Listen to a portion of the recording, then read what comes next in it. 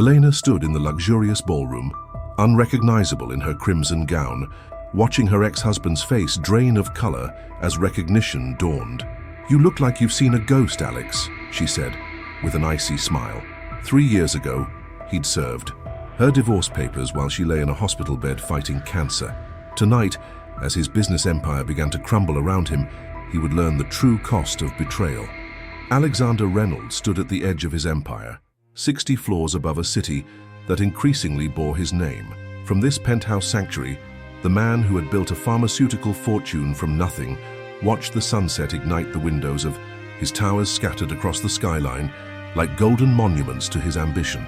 Behind him, crystal clinked against marble as Elena prepared drinks, a ritual from their 15 years of marriage that had somehow survived their gradual emotional estrangement.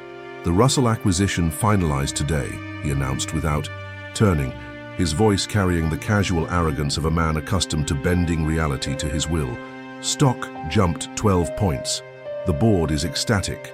Elena approached with his usual scotch, aged 30 years, like their wealth, something they possessed but hadn't earned.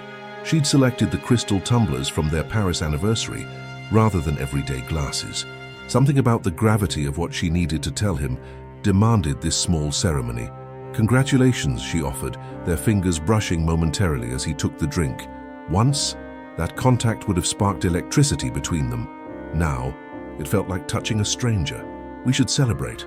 Alexander finally turned from the panoramic windows, studying his wife with the appraising gaze that had intimidated countless business opponents. At 46, Elena Reynolds remained striking, her blonde hair expertly colored to hide emerging silver, her figure maintained by disciplined hours in their private gym, her posture still reflecting the ballet training of her youth. Only those closest to her might notice the new hollowness beneath her cheekbones or the slight tremor in her usually steady hands. He missed both signs as he clinked his glass against hers. "To the future." The irony of his toast made Elena's throat tighten. "Alex, we need to talk." Something in her tone finally penetrated his triumphant haze. "What's wrong?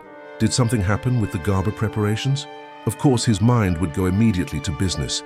The Garber deal was their largest pending acquisition, one Elena had structured despite Alexander increasingly sidelining her. "From company operations." "No, it's not business."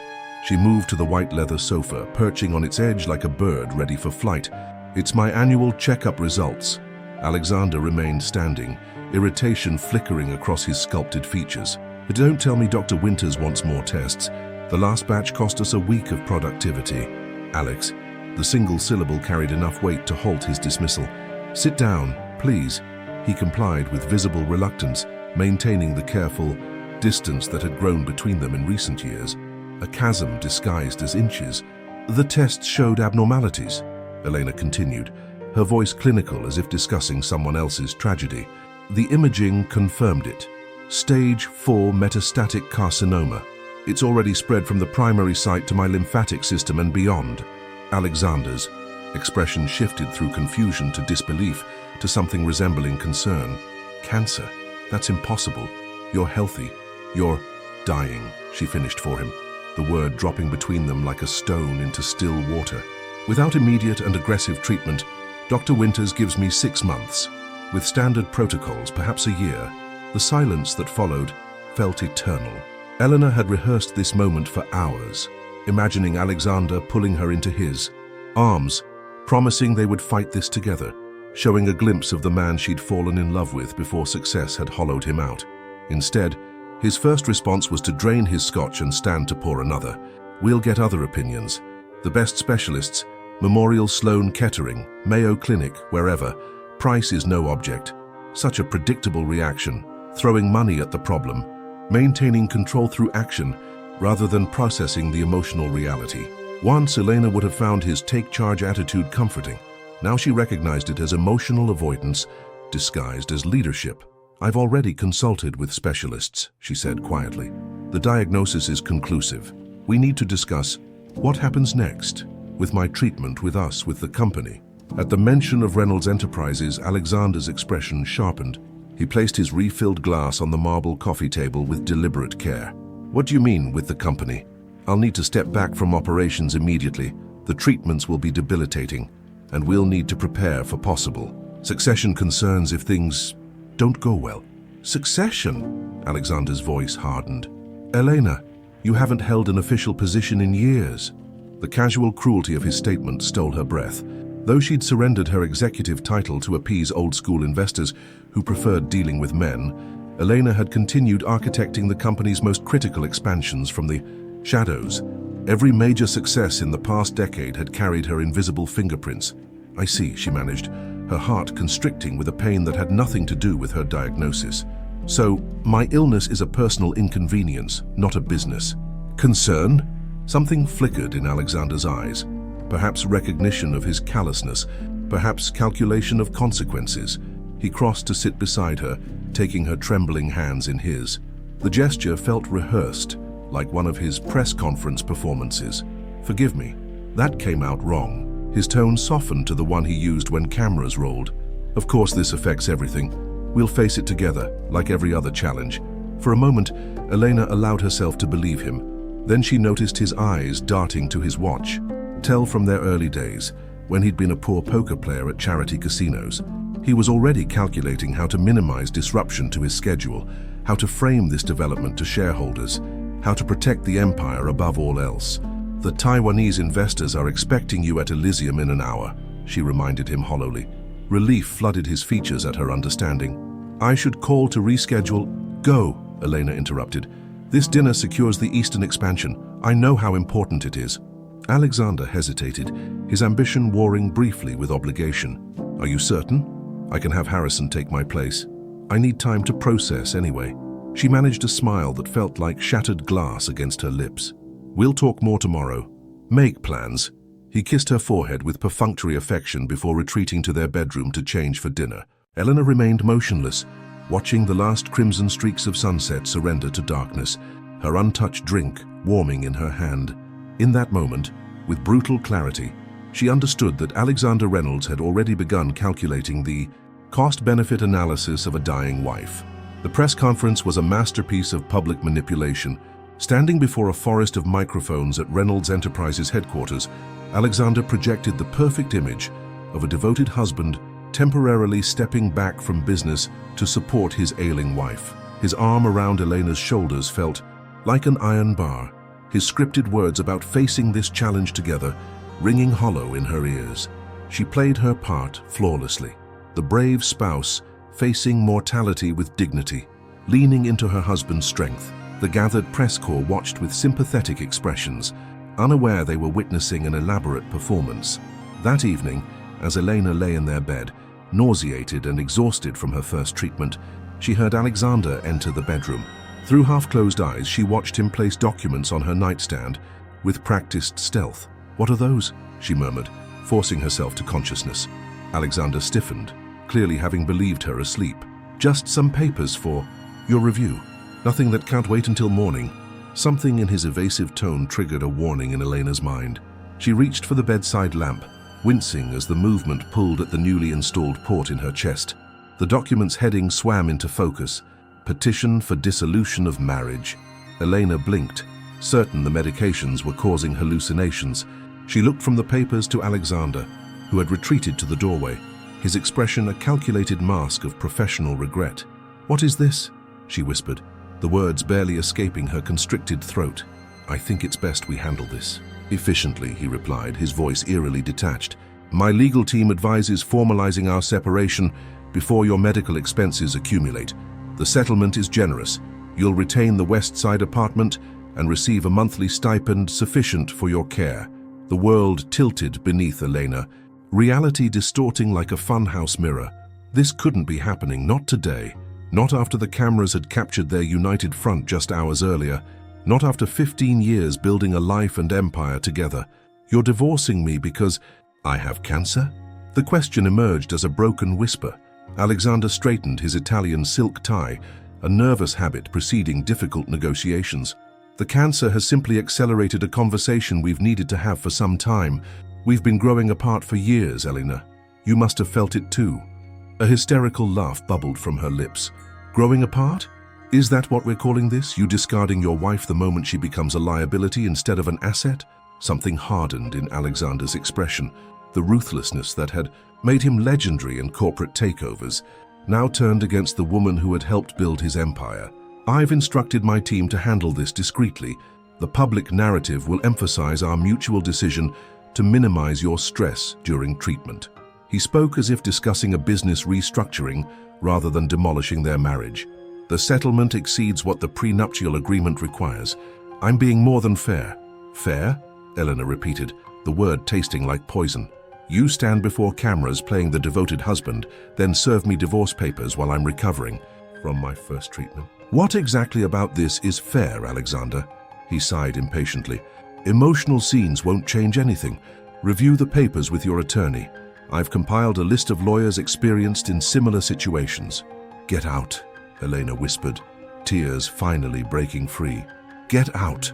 Alexander departed without another word, closing the door with quiet precision that somehow hurt more than a slam would have. Alone in the massive bed that now felt like an island in an endless ocean, Elena stared at the divorce papers through a veil of tears. Her wedding ring, the modest original they'd selected when Alexander was just starting out, later supplemented but never replaced with a 10-carat upgrade, suddenly felt like a shackle. For one crushing moment, despair threatened to consume her entirely. How could she fight both cancer and a divorce? How would she survive without access to the healthcare resources Alexander controlled? How had she misread her husband so catastrophically? Then, between one heartbeat and the next, something transformed within Elena Reynolds. The tears stopped abruptly. Her shaking hands grew still. Her spine straightened against the pillows. If Alexander wanted war, she would give him one he'd never forget. She reached for her phone, dialing her closest friend, a litigation attorney, named Sarah, who had warned her about Alexander's growing ruthlessness years ago. Sarah, it's Elena, I need your help. Her voice emerged with unexpected steadiness. And I need you to recommend an oncologist who will try experimental treatments. I don't care about the odds anymore. As she spoke, Elena's gaze drifted to the city lights visible through their penthouse windows. Alexander's name glowed on several buildings, monuments to his insatiable ambition. Because, she continued, steel entering her voice, I suddenly have something very important to live for. Sarah must have heard the dangerous edge in her tone. Elena, what are you planning? First, I'm going to survive this cancer, Elena replied, with chilling calm. Then I'm going to take back what's rightfully mine, and then, Sarah, I'm going to dismantle Alexander's precious empire until nothing remains but dust. Lightning split the night sky outside, illuminating Elena's reflection in the bedroom window, no longer a victim, but an avenger being born in the crucible of ultimate betrayal. News of Alexander and Elena Reynolds' impending divorce spread through financial circles like wildfire, despite his legal team's efforts to keep proceedings quiet. The timing, merely weeks after Elena's cancer diagnosis went public, created precisely the scandal Alexander had hoped to avoid. I can't believe these vultures, Sarah muttered, tossing a tabloid onto Elena's hospital bed. The cover showed Alexander at a charity gala, a willowy blonde model clutching his arm. The headline screamed, Reynolds moves on while wife battles cancer. Elena barely glanced at it. After 6 weeks of aggressive treatment, she looked nothing like the polished businesswoman who once commanded respect in boardrooms. Her designer clothes hung loose on her diminishing frame, and a silk scarf covered her thinning hair. His PR team is working overtime, Elena observed, her voice raspy from nausea medication. Notice how every article mentions his generous settlement, offer, and my unfortunate illness. Sarah squeezed her friend's hand. Judge Harrington is no fool. He'll see through Alexander's manipulation, but Elena knew better. Alex never starts a war without knowing the outcome. That afternoon, Elena's worst fears materialized in Judge Harrington's chambers during settlement discussions. Alexander arrived impeccably dressed, flanked by 3 attorneys. Elena, fresh from a morning treatment session, fought to remain upright in her chair. My client acknowledges Mrs. Reynolds' contributions to their partnership, Alexander's lead attorney began smoothly, and offers this compassionate settlement in light of her medical situation. Elena's attorney bristled. Compassionate? This proposal barely covers basic treatment costs, much less the experimental protocols her doctors recommend. Alexander leaned forward, his voice calculatedly gentle. Elena, be reasonable. The prenuptial agreement you signed limits any claims beyond what I'm offering. Let's not waste your precious energy on litigation. The condescension in his tone made bile rise in her throat, or perhaps that was just another treatment side effect. The prenup included an infidelity clause, Elena countered. Something your blonde companion might trigger. Alexander smiled, thinly. Paige is a business associate, but even if she weren't, prove it. The burden falls on you. That's when Elena realized how thoroughly he'd planned this. In her weakened state, how could she hire investigators or gather evidence? Every legal maneuver required energy she needed just to survive each day. Judge Harrington cleared his throat uncomfortably. Perhaps the parties could reconsider their positions before our next meeting. Outside the courthouse, reporters swarmed like piranhas. Alexander smoothly delivered practiced sound bites about privacy during this difficult time before gliding into his waiting Bentley. Elena, meanwhile, stumbled on the courthouse steps, nearly collapsing before Sarah caught her. The resulting photo, Elena gaunt and fragile, clutching her friend while reporters looked on, went viral within hours. Perfect, Alexander commented when his assistant showed him the image on his tablet that evening. Reinforces the narrative. Sir? His assistant questioned, confused by his callousness. Public sympathy for Elena translates to reduced expectations for the settlement, he explained. No one expects a dying woman to fight hard. They'll see my offer as mercy, not strategy. 3 grueling months of legal battles followed. Alexander's team deployed every delay tactic possible, knowing time worked against Elena. They questioned medical records, demanded redundant financial disclosures, and filed motion after frivolous motion. During one particularly brutal deposition, Alexander's attorney grilled Elena for 6 straight hours about her contributions to Reynolds Enterprises. Isn't it true, he pressed as Elena fought waves of nausea, that your role was primarily social, hosting dinners, attending charity functions, rather than executive? I have an MBA from Harvard, Elena countered weakly. I structured the financing for our Asian expansion. I personally negotiated the Henderson merger, yet your name appears on none of these documents, the attorney noted, sliding forward a stack of contracts. No official title beyond wife, Elena had allowed. This arrangement to protect Alexander's image with old-school investors who preferred dealing with men. Now her invisibility in the company she helped build was being weaponized against her.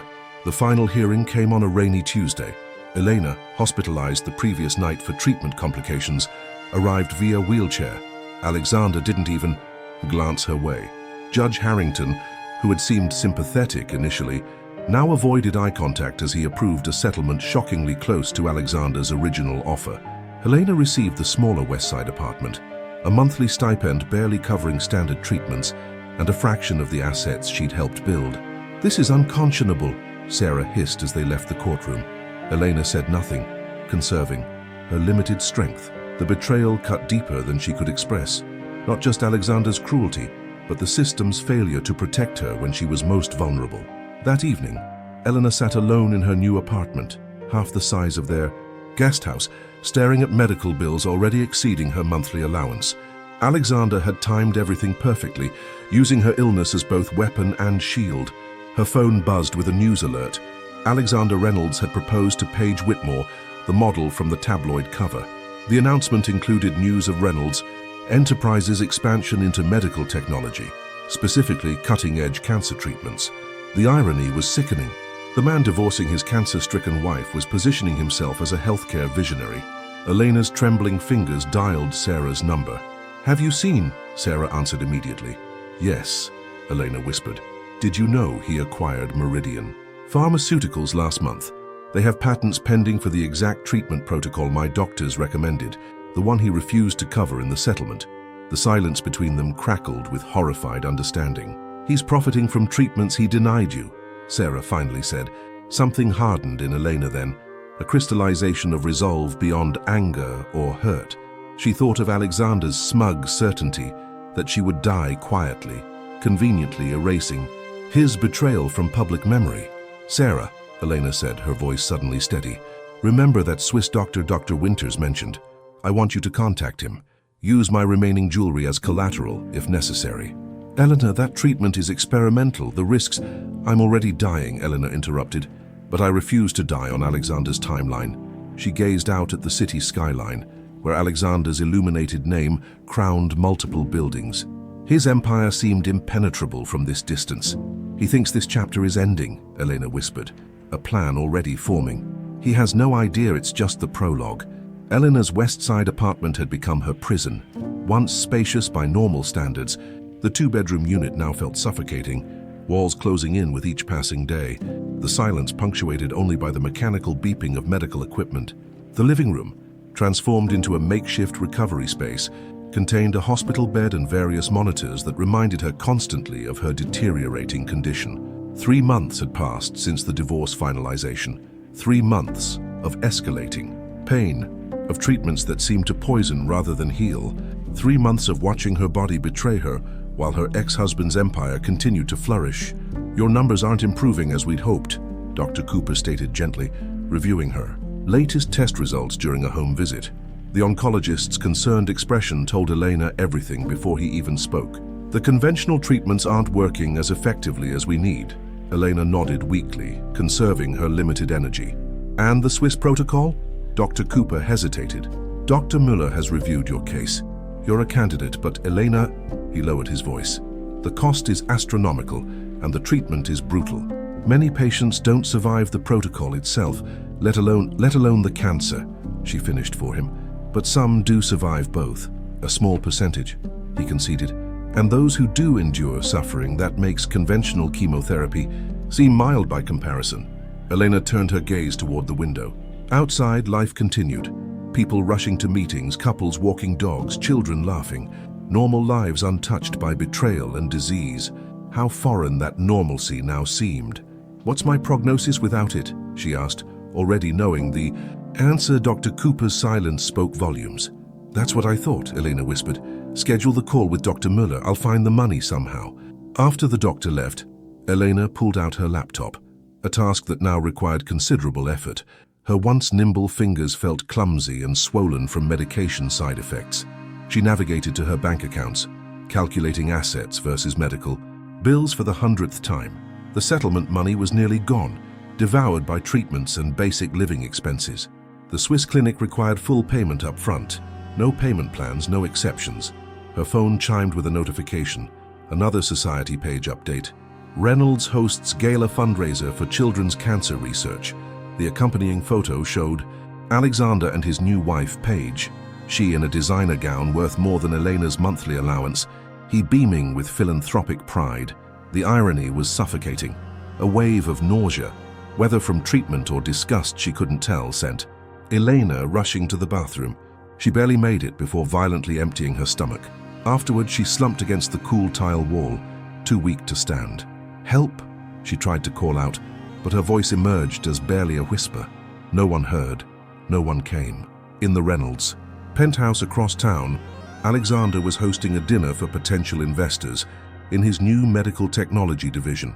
Crystal glasses clinked, expensive wine flowed, and conversation hummed with the electricity of money about to change hands. "The breakthrough is revolutionary," Alexander explained to the wrapped table.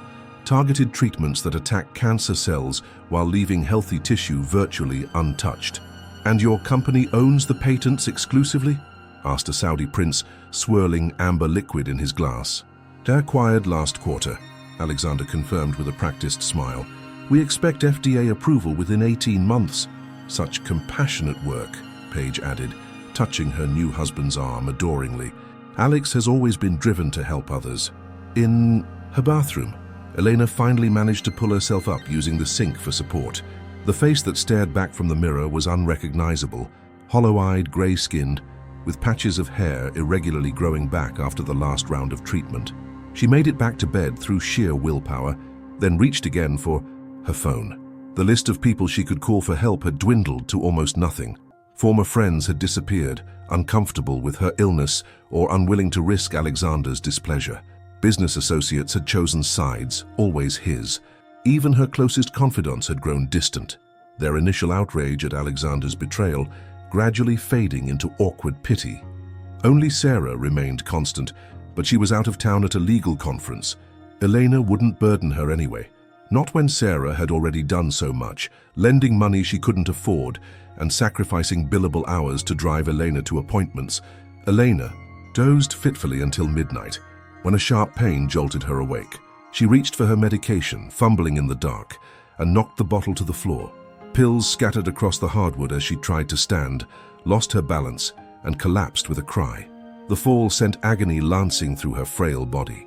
Elena lay there, unable to move, the cold floor against her cheek. Her phone sat on the nightstand, just feet away but impossibly distant in her current state.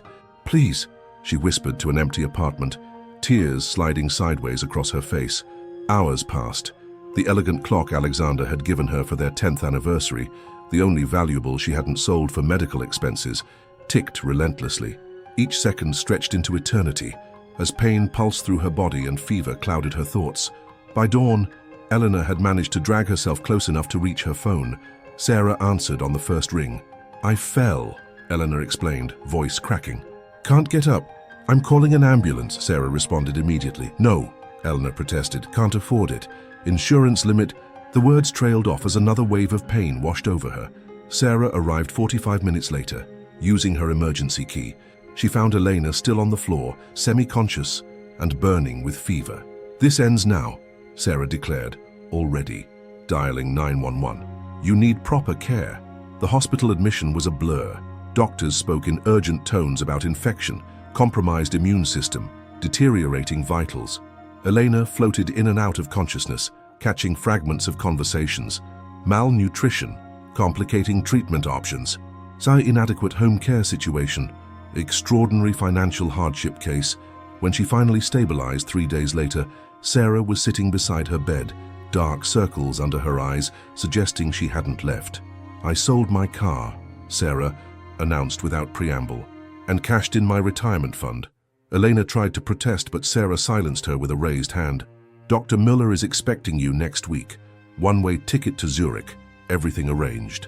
Fresh tears filled Elena's eyes, not from pain this time, but from the first genuine emotion besides despair she'd felt in months. Hope. "I can't let you. You can and will," Sarah interrupted firmly. "Because when you get better, and you will get better, you're going to rain hellfire on Alexander Reynolds, and I want front row seats for that show." For the first time since her diagnosis, Elena felt a flicker of her old self. The strategist, the fighter, the woman who had helped build an empire could surely find a way to survive, and perhaps do more than merely survive. "Thank you," she whispered, squeezing Sarah's hand with what little strength she had. That night, as Elena drifted to sleep, her thoughts weren't of death, but of rebirth. If this Swiss treatment worked, if she beat the odds, she would return transformed. Not as Alexander's discarded wife, but as something he had never anticipated, his reckoning. The Swiss clinic perched on a mountainside like something from a fairy tale, all gleaming glass and polished wood against a backdrop of snow-capped Alps. But for Elena, there was nothing whimsical about this place. The Hoffman Institute represented her last desperate gamble, purchased with her friend's sacrificed future. Mrs. Reynolds, the nurse who greeted her, used her married name, unaware of how each utterance stung. Elena was too exhausted from the journey to correct her. "Just Elena," she managed, leaning heavily on Sarah as they followed the nurse through antiseptically clean corridors. Dr. Müller was nothing like Elena expected, younger than his reputation suggested, with kind eyes that contrasted his brutally direct manner. "I must be clear," he explained after examining her thoroughly. "Our protocol succeeds in approximately 22% of cases at your stage. The treatment itself has," he paused, searching for the right word, "significant consequences." "Worse than dying?" Elena asked bluntly. The doctor held her gaze. "Some patients have requested euthanasia during treatment. We refused, of course, but I tell you this so you understand what you're facing." Sarah gasped, but Elena simply nodded. "When do we start?" The next morning, Sarah returned to America with promises to call daily. Elena was left alone in a sterile room that would become both her torture chamber and potential salvation. The experimental protocol combined aggressive immunotherapy with cutting-edge genetic modifications and regenerative treatments. In layman's terms, as one nurse explained, they would bring Elena to the brink of death repeatedly, hoping her body would fight its way back, stronger each time. The first infusion burned like acid through her veins. Elena screamed until her voice gave out, then whimpered through the 18-hour treatment. When consciousness finally returned, Dr. Müller was checking her vitals. "Your body's response is promising," he observed clinically. Many patients don't regain awareness for days after the first round. Elena could only nod weakly, every cell in her body throbbing with pain beyond description. Tomorrow we continue, he added before leaving. Days blurred into nights, marked only by endless cycles of agony, fevers so high she hallucinated Alexander sitting beside her bed, sometimes apologizing, sometimes mocking, seizures that left her muscles feeling shredded, bleeding from places she didn't know could bleed. During one particularly horrific episode, Elena begged a night nurse to end it all. Just a little extra morphine, she pleaded, clutching the woman's hand. No one would know. The nurse stroked, her forehead with surprising gentleness. You're stronger than you believe, Mrs. Elena. I've seen the reports. Your body is fighting magnificently. I can't, Elena sobbed. It hurts too much. Think of something worth enduring for, the nurse suggested. Someone who needs you to survive. Elena closed her eyes, expecting Sarah's face to appear. Instead, she saw Alexander, not with longing, but with a clarity that cut through her pain. She remembered his callous smile when delivering divorce papers, his calculated public performances of concern, the empire he built with her help, then stole while she lay dying. Her eyes snapped open. What day is it? The nurse looked surprised. Tuesday, May 17th. No, how many days since my treatment began? 43. Elena's mind, sharper than it had been in months, seized on this information. She'd survived 6 weeks of what Dr. Muller called medical hell. If she could endure this, she could endure anything, including the long game needed to dismantle Alexander's world. I need something to read, she said suddenly. The confused nurse brought her a stack of dog-eared novels from the patient lounge. No, Elena clarified. Business journals, financial news, legal textbooks if you have them. By morning, Elena had created a new treatment regimen, parallel to Dr. Miller's medical protocol. While poison dripped into her veins, targeting cancer cells, knowledge would flow into her mind, preparing her for war. 3 months later, Dr. Muller studied her latest scans with poorly concealed amazement. The tumors have reduced by 87%, he announced. Your body's response is unprecedented. We've had success cases before, but nothing this dramatic. Elena, sitting upright without assistance for the first time in months, allowed herself a thin smile. And my prognosis? If this continues, he shook his head wonderingly. Remission is possible. Not guaranteed, but possible. That night, Elena stood before the small bathroom mirror, truly seeing herself for the first time in months. Her body, once wasted to skeletal proportions, had begun rebuilding itself. Her hair, growing back after treatments, came in darker than her original blonde, almost chestnut now. Her face had changed too, cheekbones more prominent, jaw more defined. She looked like a stranger, and that, Elena realized, could become her greatest advantage. 2 more months of treatment followed, still brutal but increasingly manageable as her body strengthened. Between sessions, Elena devoured information, medical journals, business publications, legal precedents, and technology trends. She followed Alexander's empire from afar, noting every acquisition, every stock fluctuation, every personnel change. She created detailed maps of his corporate structure in her journal, identifying vulnerabilities with the practiced eye of someone who had helped build it. While her body healed, Elena's mind transformed into something formidable, a tactical weapon honed by suffering and fueled by righteous purpose. On her final day at the clinic, 6 months after arriving more dead than alive, Elena stood in Dr. Muller's office as he delivered the news. Complete remission, he declared, unable to hide his excitement. Your case will be published in medical journals, anonymously, of course, as you requested. Chances of recurrence? Elena asked practically. Impossible to predict with certainty, but the genetic modifications appear stable. I would recommend quarterly monitoring for the first 2 years. He hesitated. Will you return to the United States now? Elena considered the question. Alexander believed she was dead. Sarah had quietly spread that rumor months ago when Elena stopped responding to any communication from her old life. Not immediately, she decided. I need time to rebuild. What? She didn't say time to construct Elena 2.0, not just physically and mentally, but strategically. The woman who would return to dismantle Alexander Reynolds' empire needed to be unrecognizable, inside and out. That evening, Elena booked a one-way ticket to Singapore, the financial hub, where many of Alexander's international operations were headquartered. She had memorized enough about his business dealings to know where to start digging. As her flight soared over the Alps, Elena opened her journal to a fresh page. At the top, she wrote a single question: how do you bring down an empire?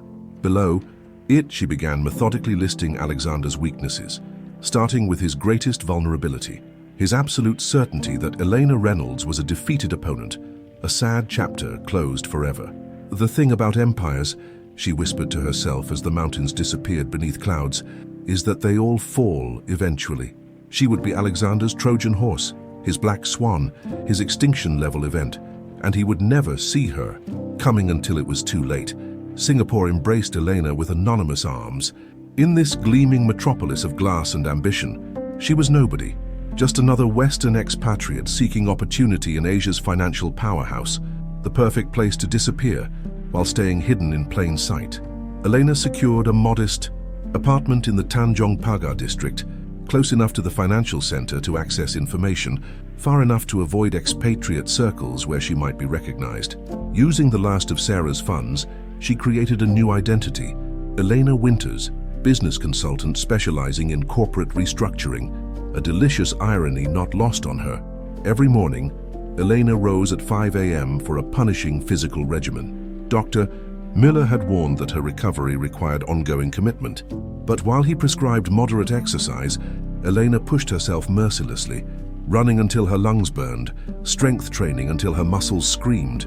The physical pain helped focus her mind and harden her resolve. "You're quite dedicated," observed her aging Tai Chi instructor after catching her practicing forms at dawn in a nearby park. "Most Westerners quit after a few weeks. I've learned the value of patience," Elena replied, executing a sequence with growing precision. "And the power of appearing weak when you are strong." The old man raised an eyebrow. "Sun Tzu? An unusual philosophy for a business consultant." "I've found the art of war applies to many battlefields," she said with a tight smile. By day, Elena volunteered at Meridian Consultants, a small firm specializing in financial analysis. She offered her services free for 3 months in exchange for training and access to their databases. The firm's owner, initially skeptical, quickly recognized her exceptional talent for identifying corporate vulnerabilities. "Where did you learn to dissect corporate structures like this?" he asked one evening, reviewing her analysis of a troubled shipping conglomerate. "Harvard, technically," she answered truthfully, "but my real education came from watching an empire being built from the inside," she added after a pause, "and knowing exactly where the foundation cracks were hidden." At night, Elena meticulously tracked Reynolds' enterprises. She created a wall in her apartment covered with printouts, sticky notes, and red string connecting related entities. Alexander's business had expanded aggressively since she'd died, leveraging the positive publicity from his cancer research division to secure government contracts and international partnerships. But expansion meant vulnerability, and Elena observed 3 critical weaknesses emerging. First, Alexander had overextended himself with the acquisition of Green Tech Industries, a major environmental technology company. The purchase required massive debt financing, just as interest rates were rising. Second, his new wife Paige had been appointed to the board of Reynolds Charitable Foundation, despite having no qualifications beyond being photogenic. Board minutes, leaked to business publications, showed increasing tension with legitimate board members. Third, and most promising, Alexander's obsession with maintaining control had alienated key partners. He'd forced out several founding members of acquired companies, creating a trail of bitter former executives with insider knowledge. Elena meticulously reached out to these discarded business leaders, using her position at Meridian as cover. Some initially refused to speak about Reynolds, wounds still too raw. Others eagerly shared damaging information, believing they were helping a consultant analyze industry case studies. 3 months into her Singapore residency, Elena received an encrypted message from Sarah, the first communication with her old life since leaving Switzerland. "Package secured," was all it said. The following week, a nondescript envelope arrived containing a single thumb drive. Elena's hands trembled as she plugged it into her laptop. Sarah had come through magnificently. The drive contained Alexander's personal emails from the past. Year extracted by a hacker Sarah had hired using Elena's life insurance payout, another bitter irony, as Alexander had continued paying premiums on a policy naming him beneficiary. That night, Elena worked until dawn, sifting through thousands of messages. Many were mundane business communications, but others revealed a pattern of deception that exceeded even her expectations. Alexander had systematically falsified reports to investors, backdated documents to secure regulatory approval, and used offshore accounts to hide profits from tax authorities. Most damning were emails discussing the cancer treatment patents his company had acquired, the very treatments he'd denied Elena during their divorce. In cold, calculating language, Alexander discussed pricing strategies designed to maximize profit from desperate patients. "They'll pay anything when the alternative is death," he wrote to his chief financial officer. "That's our market advantage." Elena printed this particular email and pinned it at the center of her evidence wall. Whenever her resolve wavered, whenever the exhaustion of her double life threatened to overwhelm her, she read those words aloud, a ritual that rekindled her purpose like oxygen to embers. By her third quarter in Singapore, Elena had progressed from volunteer to paid consultant at Meridian, specializing in identifying corporate vulnerabilities for clients, considering acquisitions or partnerships. Her reputation for thoroughness and discretion grew steadily. She no longer needed to seek out information on Alexander's empire. Information began finding her as industry insiders recognized her expertise. "Reynolds is planning a major merger announcement next quarter," her boss mentioned casually during a weekly meeting. "Rumor has it they're acquiring Nakamura Pharmaceuticals. Might be worth analyzing for our Japanese clients." Elena nodded coolly while her heart raced. Nakamura specialized in experimental cancer treatments, a direct competitor to the Swiss clinic that had saved her life. If Alexander controlled both conventional and experimental treatment avenues, patients like her would have nowhere to turn except to him. The thought was unbearable. That evening she added a new section to her wall, mapping the planned merger and identifying pressure points where it could be disrupted. The scheme was gradually evolving from simple revenge to something more meaningful, preventing Alexander from monopolizing treatments that could save lives. In her growing network of allies, Elena carefully cultivated three key figures: Victor Chen, former chief scientist at Reynolds Biotech, forced out after raising ethical concerns; Sophia Lang, an investigative financial journalist building a career exposing corporate malfeasance; and Robert Kimathi, a compliance officer at First Singapore Bank, which, Elena had discovered, handled much of Reynolds' questionable international financing. None knew her true identity or full intentions. Each believed they were part of separate professional relationships. Together, unwittingly, they formed the perfect weapon. On the one-year anniversary of her arrival in Singapore, Elena stood before her evidence wall, now covering an entire room of her expanded apartment. The red strings had multiplied into an intricate web, revealing the true structure of Alexander's empire, not as it appeared in annual reports, but as it actually existed, with all its hidden weaknesses and pressure points mapped. Elena raised a glass of champagne, the same rare vintage Alexander had opened the day he asked for divorce. "To patience," she toasted her reflection in the window. The woman who stared back bore little resemblance to the broken creature who had collapsed on a bathroom floor 2 years earlier. Her body was lean and strong, her newly darkened hair cut in a sleek bob, her face transformed by both suffering and purpose into something striking rather than conventionally beautiful. The final phase was approaching. Elena had spent a year building her knowledge, her network, and her new identity. Now she would need to risk everything by stepping out of the shadows. "Time to come back from the dead," she whispered. The annual Reynolds Foundation Charity Gala represented everything Elena had come to despise: obscene wealth masquerading as philanthropy, crocodile tears shed over champagne flutes, performative compassion from people who wouldn't hesitate to destroy lives for profit. The irony of a cancer research fundraiser, hosted by a man who abandoned his cancer-stricken wife, wasn't lost on the business community. But Alexander's PR team had crafted a masterful narrative, the grieving widower channeling his loss into saving others.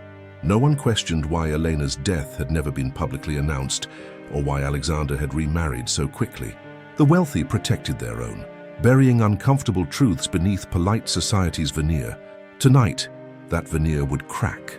Elena arrived fashionably late, stepping from a black sedan in a blood-red gown that hugged her transformed physique. The designer dress, her single extravagance after 2 years of monastic focus, had been chosen specifically for its psychological impact.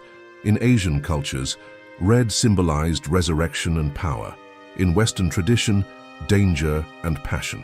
Tonight, she embodied all these qualities. She presented her invitation to the flustered doorman, legitimately acquired through her consulting connections, and glided into the Grand Plaza Hotel's ballroom. The space fell silent in concentric circles as recognition rippled outward from those nearest the entrance. Elena Winters, respected financial consultant, transformed before their eyes into a ghost. Alexander Reynolds, the deceased ex-wife whose memory this very foundation supposedly honored. At the head table, Alexander was deep in conversation with a Japanese businessman. Negotiations for the Nakamura acquisition, Elena recognized, when his new wife Paige noticed the disturbance. She touched Alexander's arm, nodding toward the entrance. When he turned and saw Elena, his champagne glass slipped from his fingers, shattering on the white tablecloth. Golden liquid spread like spilled blood. With measured steps, Elena approached their table, aware of every eye following her movement. Of phones raised to capture this moment for posterity. She'd choreographed this entrance for maximum impact, knowing videos would circulate before the evening ended. "Alexander," she greeted him calmly, "you look like you've seen a ghost." His face had drained of color, making his spray tan appear almost orange by contrast. Beside him, Paige clutched her necklace, a diamond piece Elena recognized from her own jewelry collection, supposedly sold to fund cancer treatments. "Elena," Alexander finally managed, his voice strangled. How am I alive?" she finished for him, loud enough for nearby tables to hear. "Remarkable medical science, the kind your foundation claims to support." She smiled at the confused gala attendees. "I'm a walking miracle. Isn't that worth celebrating at a cancer research fundraiser?" Before Alexander could respond, Elena turned to greet the Japanese businessman. "Mr. Nakamura, I presume?" "Elena Winters, Strategic Risk Assessment at Meridian Consultants. I've been following your company's innovations with great interest." The business leader's eyes widened at the use of her professional name, connections visibly forming in his mind between the supposedly dead ex-wife and the consultant whose analysis had recently crossed his desk. Elena pressed a business card into Alexander's rigid hand. "I've launched a consultancy specializing in corporate restructuring for companies in crisis. Given recent market fluctuations, you might find my services invaluable." With that parting shot, she moved gracefully toward the bar, leaving Alexander frozen in shock. As she navigated through the crowd, she noted with satisfaction how the wealthy elite parted before her, some with horrified recognition, others with confused curiosity. Whispers followed in her wake like ripples from a stone cast into still water. "Did you see his face?" a silver-haired woman murmured to her companion. "I thought he might collapse. Wasn't she supposed to be dead?" another guest hissed. "Janine attended a memorial service last year. Look at her transformation," a fashion editor remarked. "That bone structure, cancer treatment or cosmetic surgery?" Elena accepted a champagne flute from the bartender, using the moment to survey the room. Strategically, Alexander remained rooted at his table, now huddled with his executive team in urgent consultation. Paige had disappeared entirely, fled to the ladies' room most likely, to process the discovery that her husband's ex-wife had risen from the grave, looking more formidable than ever. Across the ballroom, Elena identified 3 key targets from her research: Senator Williams, whose committee regulated pharmaceutical patents; Diane Foster, a venture capitalist with significant investment in Reynolds Enterprises; and James Chen, the brilliant researcher Alexander had driven out of Reynolds Biotech last year. She approached each strategically throughout the evening, never mentioning Alexander directly, but planting seeds of doubt about his operations. To the senator, she casually referenced troubling regulatory patterns in cancer drug pricing. With the investor, she discussed corporate governance concerns emerging in certain multinational pharmaceutical companies. To the scientist, she expressed admiration for his ethical stance against compromised research protocols. None required explicit connections to Alexander. All understood precisely what and whom she meant.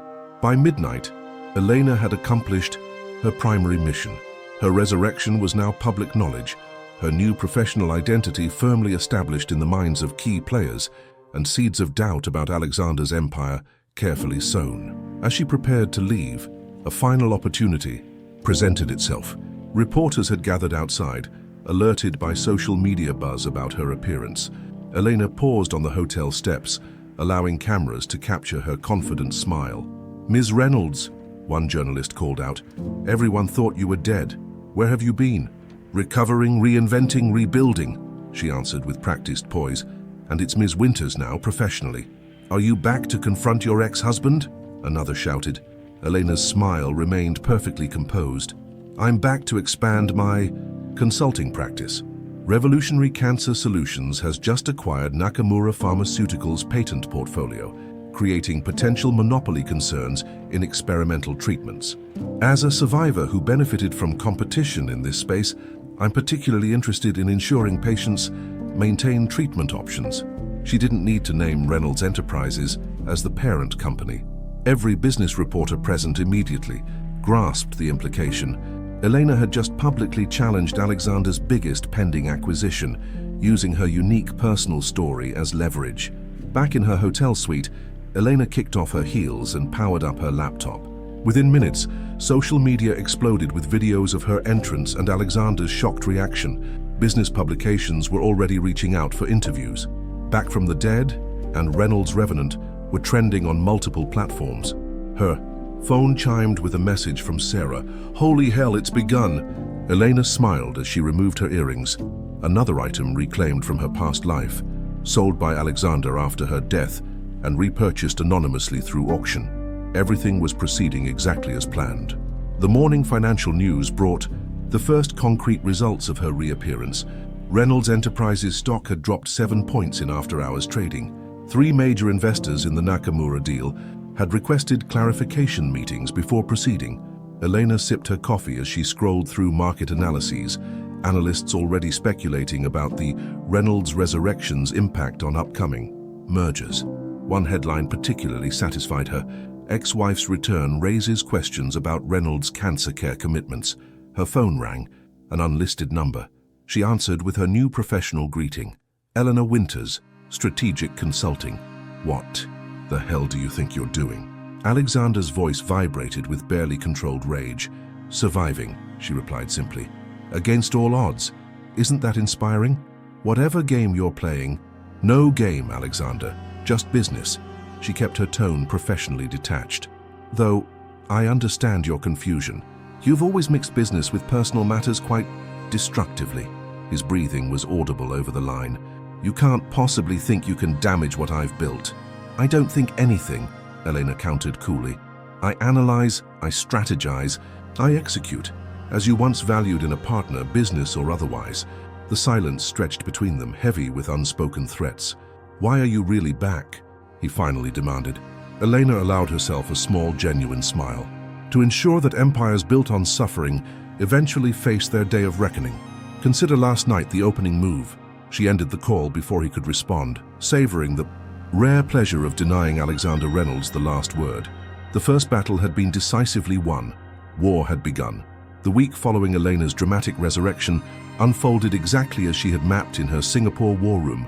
Financial analysts, initially dismissing her reappearance as mere tabloid fodder, changed their tune when an anonymous industry blog published a detailed analysis questioning Reynolds Enterprises' optimistic projections for the Nakamura merger. The report, meticulously crafted by Elena but published through one of her carefully cultivated media contacts, included insider information so specific that it could only have come from someone intimately familiar with Reynolds' acquisition strategy. Investors, already nervous after Elena's public comments, began questioning the merger's viability. Alexander's response was predictably heavy-handed. He called an emergency press conference, dismissing concerns as unfounded speculation from disgruntled former associates. His aggressive stance might have worked in earlier days, but cameras now captured a subtle sheen of perspiration on his forehead, a tightness around his eyes that betrayed underlying panic. "He's making the classic narcissist's mistake," Elena observed to Sarah during their encrypted video call, "attacking critics instead of addressing concerns." Sarah, now serving as Elena's unofficial legal advisor, looked concerned. "He's hired Blackwood Security to investigate you. Former intelligence operatives, specialized in corporate counterintelligence. Expected and accounted for." Elena replied calmly. Phase 2 begins tomorrow. Phase 2 launched with surgical precision at 9:30 a.m. Eastern Standard Time. 3 senior board members at Greentech Industries, the environmental technology company Alexander had recently acquired, received identical packages containing internal Reynolds documents outlining plans to gut the company after integration was complete. The documents, authentic emails Elena had obtained through Sarah's hacker, revealed Alexander's intention to dismantle Greentech's acclaimed research division and terminate 70% of staff while extracting valuable patents. Most damning was his description of environmental initiatives as necessary PR expenses with minimal ROI. By noon, all 3 board members had contacted their lawyers to review exit options from the merger. By 2 p.m., news of their potential withdrawal had leaked to financial press. By closing bell, Reynolds Enterprises stock had dropped 12 points. Alexander's empire was beginning to crack along precisely the fault lines Elena had identified. Ms. Winters, your recent analysis of pharmaceutical market consolidation has certainly proven prescient, remarked the CNBC interviewer the following morning. Did you anticipate the Greentech board's resistance? Elena, dressed in a power suit, that strategically echoed her new corporate identity while subtly reminding viewers of her survivor status, offered a measured smile. Market integration always faces challenges when core values misalign, she replied diplomatically. Greentech built its reputation on environmental innovation. Reynolds Enterprises prioritizes shareholder value. These approaches can conflict.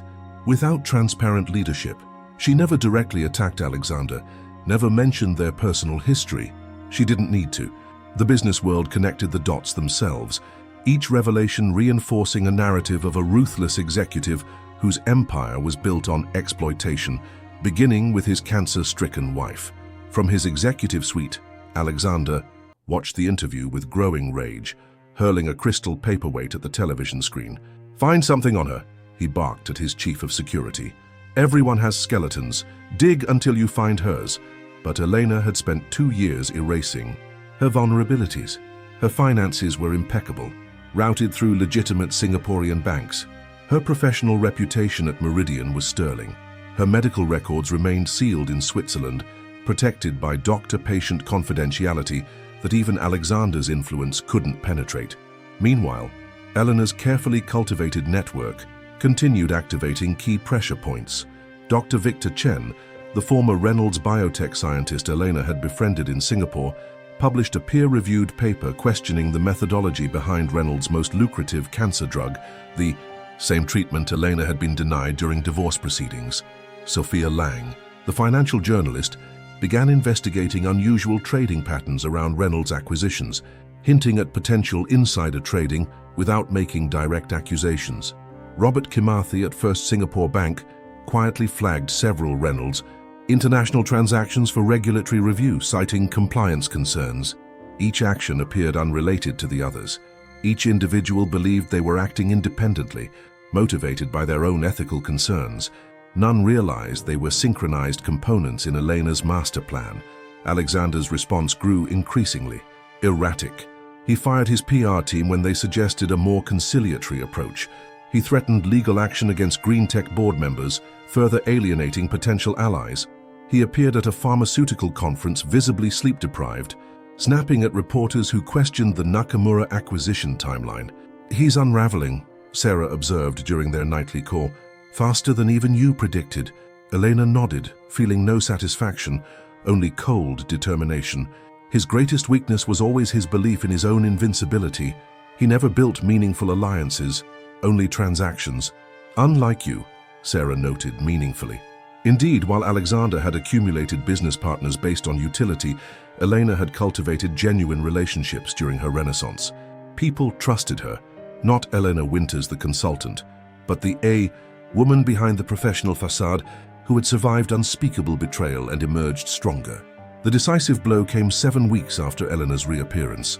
During a pivotal Reynolds Enterprises board meeting, where Alexander expected to secure final approval for the Nakamura acquisition, 3 long-serving directors unexpectedly opposed the motion, citing fiduciary concerns in the current climate of uncertainty.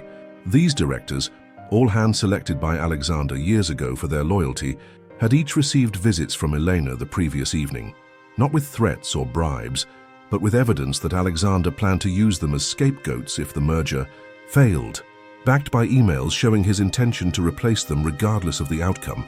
Self-preservation trumps loyalty every time, Elena had told Sarah when outlining this strategy months earlier, especially when the loyal have been secretly despised. The board's rebellion shocked financial markets. Reynolds' stock plummeted 30% in a single session. Nakamura publicly announced they were exploring alternative partnership opportunities. Green tech executives filed a lawsuit challenging their acquisition terms. Alexander, desperate to stop the bleeding, called an emergency investor call that went catastrophically wrong. When questioned about the board revolt, he blamed market manipulation by disgruntled elements, language so transparently defensive that it triggered a further sell-off. That evening, Elena received an unexpected text from Paige Reynolds. "He knows it's you behind everything. He's not rational anymore, be careful." The warning surprised Elena. She had assumed Alexander's new wife was cut from the same opportunistic cloth as her husband. This glimpse of humanity, perhaps even solidarity, was unexpected. In her hotel suite, Elena updated her evidence wall, now recreated in digital format on secured tablets. The red strings connecting Alexander's vulnerabilities had multiplied exponentially, each one representing a pressure point now actively exploited. The empire wasn't just cracking, it was actively collapsing, each failure cascading into others with devastating momentum. Elena felt no elation as she tracked the destruction, only a grim recognition that justice, while cold, was finally being served. Alexander had discarded her when she was at her weakest, calculating that a dying woman posed no threat. Now her resurrection was becoming his annihilation. Her phone rang. Alexander again, calling from an unlisted number for the third time that week. "How are you doing this?" he demanded, without preamble, his voice hoarse with exhaustion. "Doing what, Alexander?" she replied calmly. "Don't play innocent. You've poisoned my board against me. You've sabotaged the Nakamura deal. You've turned the market against me." "That's giving me far too much credit," Elena countered. "I'm simply a market analyst observing structural weaknesses. The empire you built is dismantling itself through its own contradictions." His bitter laugh held a note of genuine anguish that might once have moved her. "You won't stop until you've destroyed everything, will you?" "I learned from the master," Elena replied evenly. "How you taught me exactly how to dismantle someone's world while they're powerless to stop it. Consider this your legacy." She ended the call and turned back to her work. The final phase was approaching, not just the collapse of Alexander's business empire, but the moment when he would truly understand the magnitude of his own monstrosity. The clock was ticking toward a reckoning 3 years in the making.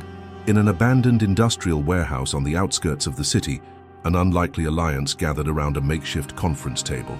Dr. Victor Chen, the brilliant researcher forced out of Reynolds Biotech, studied financial projections displayed on a tablet. Beside him, Sophia Lang, the investigative journalist, whose career Alexander had nearly destroyed after she questioned his business practices, reviewed a stack of documents. Robert Kamathi from First Singapore Bank joined via encrypted video call, while Sarah provided legal oversight from a secure location. Elena stood before a digital display showing the current state of Reynolds Enterprises, a once mighty empire, now hemorrhaging value and confidence daily. "We've reached a critical juncture," she announced to the assembled group. "Alexander is becoming desperate, which makes him both vulnerable and dangerous. His security team has expanded," Sarah reported. "Blackwood operatives are surveilling everyone connected to recent leaks. They've attempted to access my firm's servers 3 times this week." Elena nodded, having anticipated this, "which is why each of you must maintain absolute separation outside these meetings. As far as the world knows, you're all acting independently, driven by your own motivations." Victor Chen cleared his throat. "My research colleagues at Nakamura received threatening calls, warning them against collaborating with me. Alexander knows my paper questioning his cancer drug methodology wasn't coincidental. He's growing paranoid," Sophia added. "My editor received a call from Reynolds' legal team threatening a lawsuit if we publish my investigation into their offshore accounts. But they don't realize I have 3 independent sources confirming every detail." Elena studied the room. These talented individuals whose careers and reputations Alexander had damaged, now united in a common purpose. None knew her full story. Each believed they were helping expose corporate malfeasance for their own reasons. Only Sarah understood the personal vendetta driving Elena's meticulous campaign. Our next phase targets the foundation of Alexander's empire, Elena continued, pulling up sealed court documents on the display. His original funding came from 3 private investors whose identities were carefully concealed behind shell companies. Robert Kimathi's voice came through the speakers. My team at First Singapore has traced the money flow. These weren't legitimate investors. They were fronts for the Castellano family, whose pharmaceutical plants in Mexico and Colombia have faced repeated sanctions for environmental violations and labor abuses. Sophia's eyes widened. You're saying Reynolds Enterprises was built with cartel money? Not exactly cartel, Elena clarified. More sophisticated, a family business that straddles the line between legitimate pharma production and black market manufacturing. Alexander provided them with regulatory expertise and market access. They provided untraceable capital. The revelation stunned even Sarah, who hadn't been privy to this aspect of Elena's investigation. How did you uncover this? Elena's expression remained neutral. Alexander once managed their legal compliance division before starting his own company. It was briefly mentioned in an alumni newsletter I found while researching his early career. The connection seemed worth exploring. What she didn't share was how she had learned of this connection years ago, overhearing Alexander's hushed phone conversation with someone he called Miguel late one night. Her husband had believed her asleep, never realizing she understood enough Spanish to grasp the nature of their arrangement. At the time, she had suppressed her concerns, telling herself all successful businesses had complicated origins. Now, that long-buried knowledge had become ammunition. Tomorrow at 9 a.m., financial regulators will receive anonymous documentation of these connections, Elena continued. Simultaneously, Sophia's investigation will be published, focusing solely on the offshore accounts. Victor, your follow-up paper questioning patient outcomes from Reynolds' cancer treatment protocols will hit medical journals. Robert, your compliance team will flag suspicious transactions across their Asian subsidiaries. A coordinated strike on multiple fronts, Sarah observed. Precisely. Alexander can counter one threat, perhaps 2, not all simultaneously. Elena's voice remained clinical, betraying none of the emotional satisfaction this orchestrated destruction brought her. The beauty is that none of these actions are illegal or even unethical. We're simply bringing truth to light. As the meeting concluded and her allies dispersed through separate exits, Elena remained behind, staring at the digital display of Alexander's crumbling empire. For a brief moment, the mask of professional detachment slipped, revealing the raw pain still driving her mission. Sarah, the only one who remained, approached cautiously. Elena, I need to ask, what happens after? When it's all burned down, what will be left for you? Elena had no answer. Vengeance had consumed her existence so completely that she'd never considered life beyond it. The cancer was in remission, but she sometimes wondered if revenge had become its own kind of malignancy, necessary yet ultimately destructive. One day at a time, she finally responded, rebuilding her composed facade. First justice, then. We'll see. The following morning unfolded exactly as Elena had orchestrated.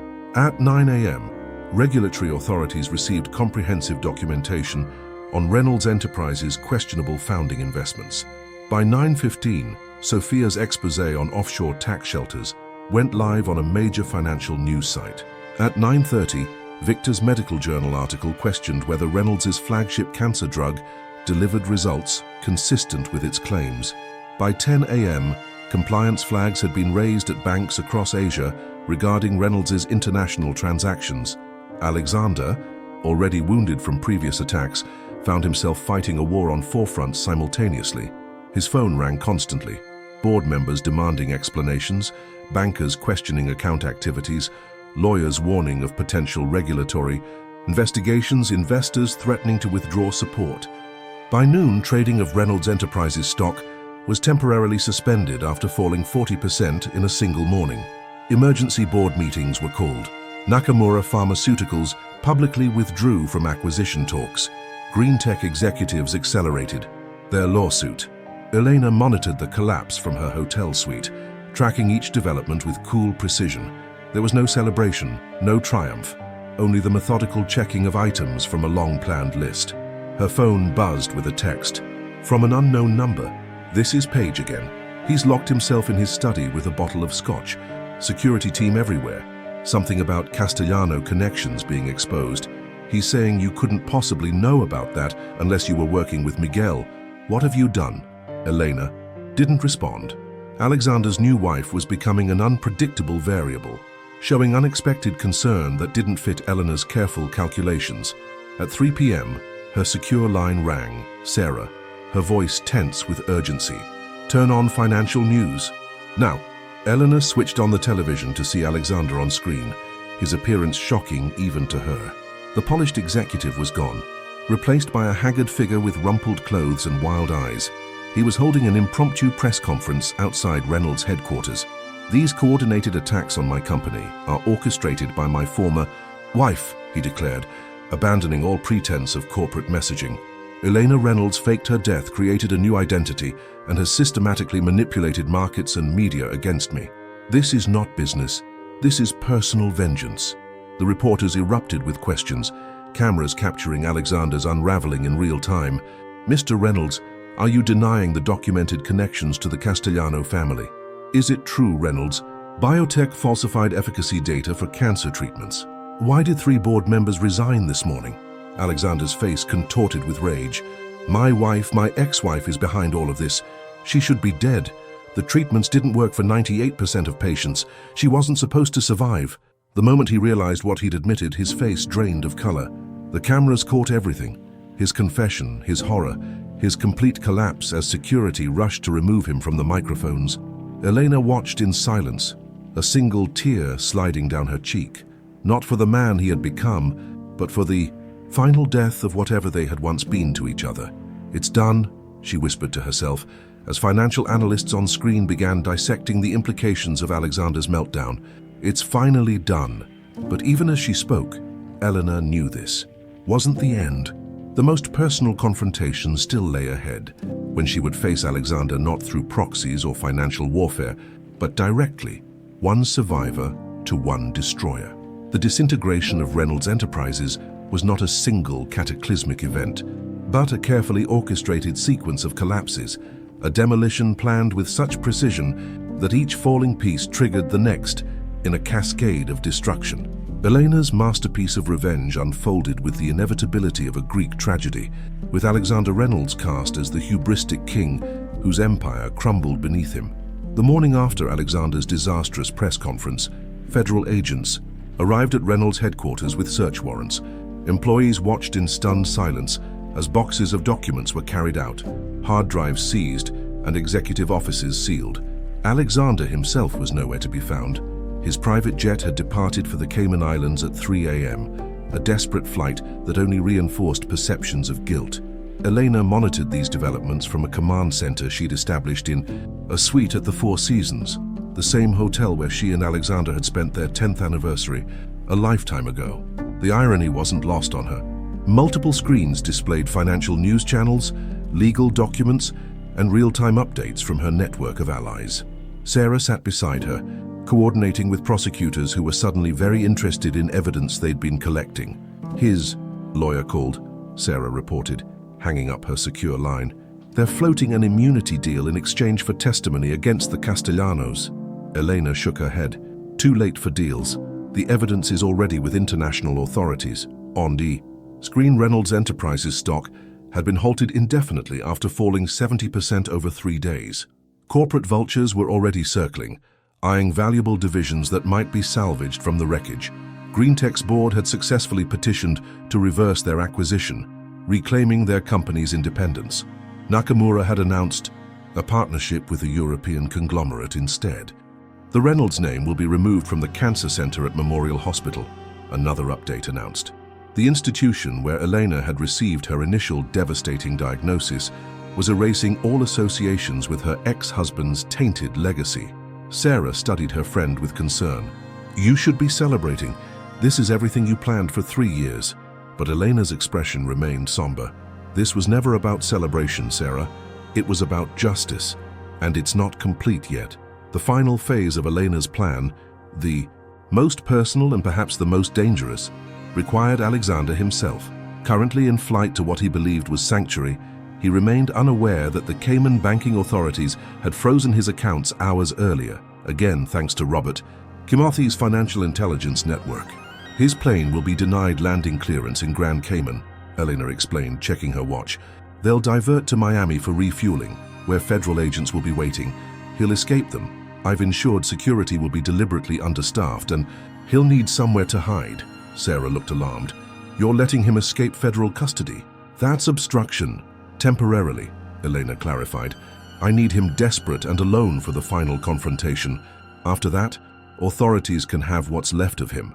By nightfall, events had unfolded exactly as Elena predicted. News channels reported Alexander Reynolds had indeed escaped during an attempted detention in Miami, slipping away in the confusion of a busy international terminal. Federal marshals had established checkpoints, but the disgraced executive had vanished. Elena knew where he would go, not to his penthouse, now under surveillance, not to his Hamptons estate or his ranch in Colorado, both obvious targets for law enforcement. There was only one property obscure enough to offer temporary sanctuary, the modest West Side apartment where Elena had suffered through her cancer treatments after the divorce, the one asset he'd generously left her in the settlement. The property remained in her name, but had stood empty since her departure for Switzerland. Alexander, in his arrogance, would assume it abandoned and forgotten, just like he had abandoned and tried to forget her. At midnight, Elena arrived at the apartment building, nodding to the security guard she'd privately hired weeks earlier in anticipation of this moment. The guard confirmed what her surveillance team had already reported. Alexander had arrived 2 hours ago, looking disheveled and carrying a single briefcase. Remember, she instructed Sarah, who had insisted on accompanying her, despite Elena's objections. No matter what happens, no interference. This conversation needs to happen without witnesses. Sarah reluctantly remained in the lobby as Elena ascended alone to the 12th floor. The hallway was silent as she approached the apartment, door key in hand. 3 years of planning, of suffering, of transformation, all culminating in this moment. She unlocked the door quietly and stepped inside. The apartment was dark except for a single lamp in the living room, casting long shadows across walls that still bore faded outlines where medical equipment had once stood. Alexander sat in the old armchair, where Elena had spent countless painful days during treatment, a glass of whiskey in his trembling hand. The briefcase lay open on the coffee table, revealing stacks of cash and several passports. I was wondering when you'd arrive, he said without looking up. This was your endgame all along, wasn't it? To see me destroyed in person. Elena remained by the door, studying the fallen titan before her. His designer suit was wrinkled, his perfect hair disheveled, his once commanding presence diminished by desperation. 3 years ago, this man had been a god in his own mind. Now he was merely a fugitive. You know why I'm here, she said calmly. Alexander laughed bitterly. For your grand victory speech to gloat over the ruins? Congratulations, Elena. You've won. You destroyed everything I built. No, Alexander, she corrected him, stepping further into the room. You destroyed it yourself. I simply revealed the rot at its foundation. The same rot that led you to discard a sick wife when she needed you most. He flinched at her words, but quickly recovered, defiance flashing in his bloodshot eyes. Don't pretend this was about noble justice. This was revenge, pure and simple. Perhaps it began that way, Elena acknowledged, surprising herself with the admission. But it became something more. Every person who joined my cause did so because you'd harmed them too. Researchers whose work you suppressed, employees you discarded, partners you betrayed.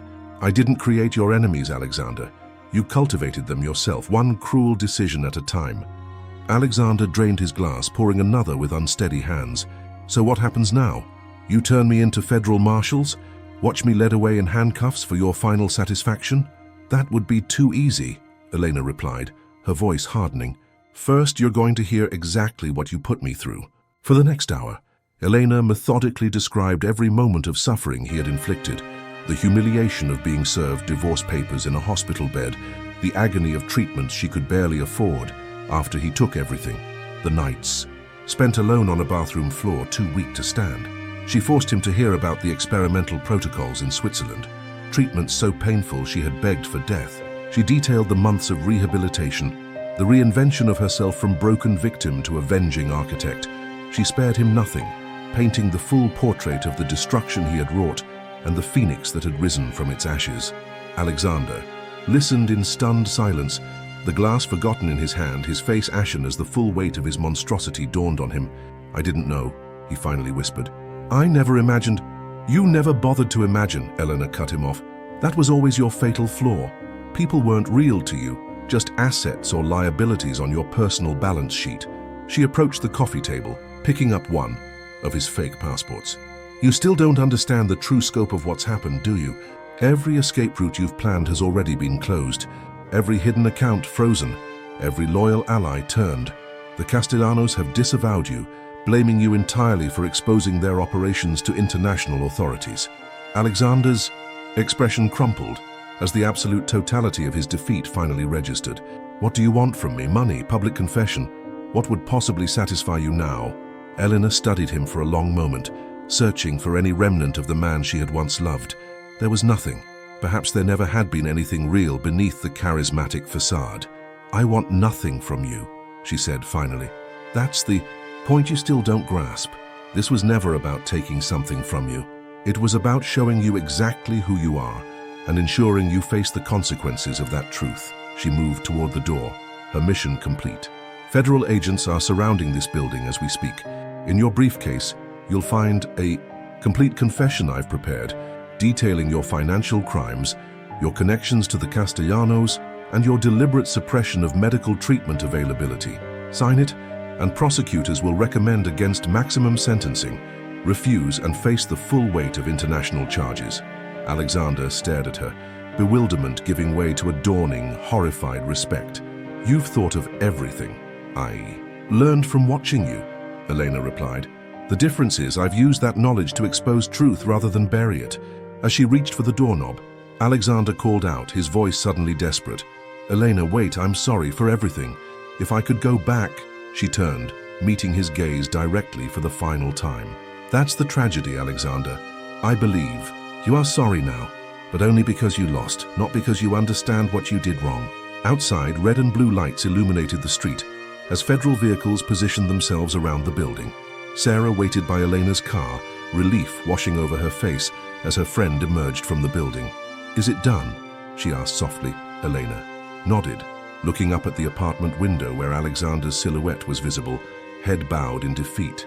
It's done, she confirmed, feeling neither triumph nor closure, only a quiet certainty that justice, however delayed, had finally been served. As federal agents streamed into the building, Elena slipped away into the night, leaving behind the ruins of an empire and the man who had sacrificed everything, including his humanity, to build it. 6 months after Alexander Reynolds' dramatic arrest, Elena sat in the federal courthouse's witness gallery, nearly unrecognizable to those who had known her in her previous life. Her chestnut hair was now styled in an elegant bob, her once gaunt frame restored to healthy strength, her posture radiating a quiet confidence that drew admiring glances from strangers. Only Sarah, seated beside her, knew the full extent of her transformation, not just physical, but spiritual. The courtroom hushed as Alexander was led in, shackled and wearing standard-issue prison attire that hung loosely on his diminished frame. Prison had not been kind to the former titan of industry. His normally perfect hair had thinned. Stress, lines etched his face, and the commanding presence that once dominated boardrooms had withered under the harsh reality of confinement. Today marked the culmination of multiple federal and international investigations. After months of legal maneuvering, Alexander had finally agreed to a comprehensive plea deal, confessing to financial fraud, tax evasion, conspiracy, and various securities violations in exchange for prosecutors dropping certain charges that carried lifetime sentences. The judge reviewed the agreement sternly. Mr. Reynolds, you understand that under the terms of this plea you will serve a minimum of 20 years in federal prison, forfeit all assets acquired through illegal activities, and provide complete testimony against your co-conspirators. Alexander nodded weakly, his eyes fixed on the floor. Yes, Your Honor, and you admit to the charges as stated. A pause, heavy with the weight of a fallen empire. I do. Throughout the proceedings, Alexander never once looked toward the gallery where Elena sat. Whether from shame or defiance, she couldn't tell. It didn't matter anymore. The man being sentenced today was a stranger to her now. A chapter closed, a debt paid. Outside the courthouse, reporters swarmed as Elena emerged into the bright spring sunlight. She had declined all interview requests for months, but today, she stopped before the forest of microphones. "Ms. Winters," one journalist called out using her professional name, "do you feel justice has been served with today's sentencing?" Elena considered the question thoughtfully. Justice isn't a single verdict or sentence. It's a process of truth coming to light. Today is just one part of that process. "Do you have any message for Alexander Reynolds?" another shouted. A flicker of something, not quite forgiveness but perhaps understanding, crossed Elena's face. "No message, we've said everything that needed saying." As cameras flashed, capturing the composed, powerful woman who had orchestrated one of the most spectacular corporate takedowns in history, few observers could connect her to the broken cancer patient Alexander had discarded 3 years earlier. That woman existed only in Elena's memory now, a ghost whose suffering had forged her current strength. Later that evening, Elena met with her allies one final time in a private dining room overlooking the city skyline. Dr. Victor Chen had accepted a position leading an independent research institute dedicated to affordable cancer treatments. Sophia Lang had won a prestigious journalism award for her investigation into corporate fraud. Robert Kimathi had been promoted to compliance director at his bank.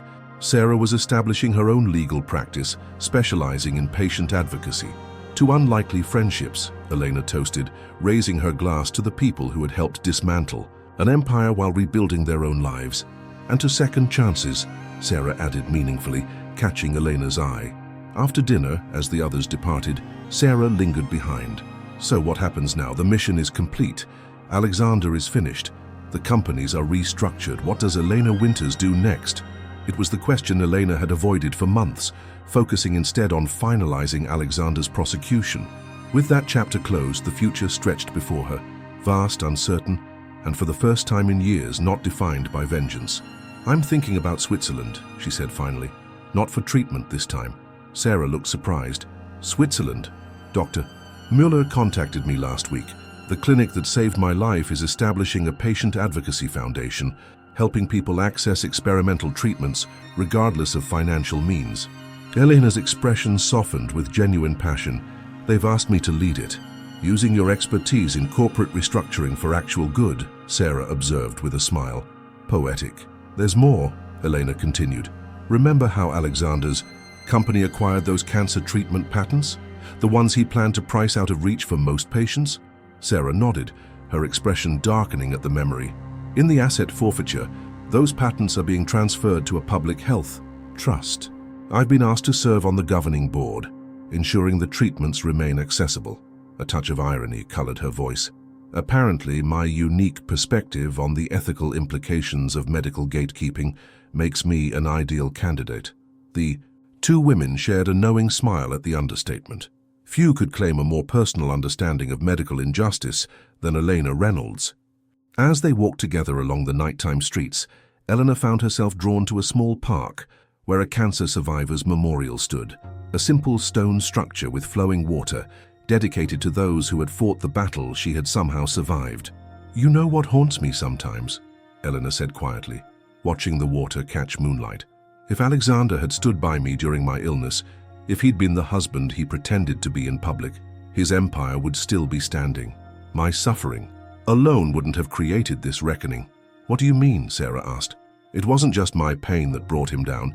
It was the pain of everyone he'd ever used and discarded.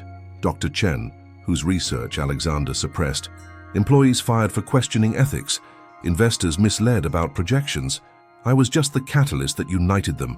Elena traced the memorial's stone with her fingertips. "His empire fell because it was built on exploitation. I just exposed what was already there." They stood in companionable silence, two survivors of a different kind of battle. "I read something in the hospital once," Elena continued, "about how Japanese artisans repair broken pottery with gold, believing that something becomes more beautiful and valuable after being broken." She glanced at her reflection in the memorial's water. "I never understood it until now." The next morning, Elena checked out of her hotel and headed to the airport, her few possessions packed into 2 suitcases. The woman who had arrived in the city 3 months earlier, bent on culminating a 3-year revenge mission, departed with a different purpose entirely. Not destruction, but creation. As her flight ascended over the cityscape, where Reynolds Enterprises had once dominated the skyline, Elena reflected on the extraordinary journey from dying ex-wife to corporate avenger to whatever she was becoming now.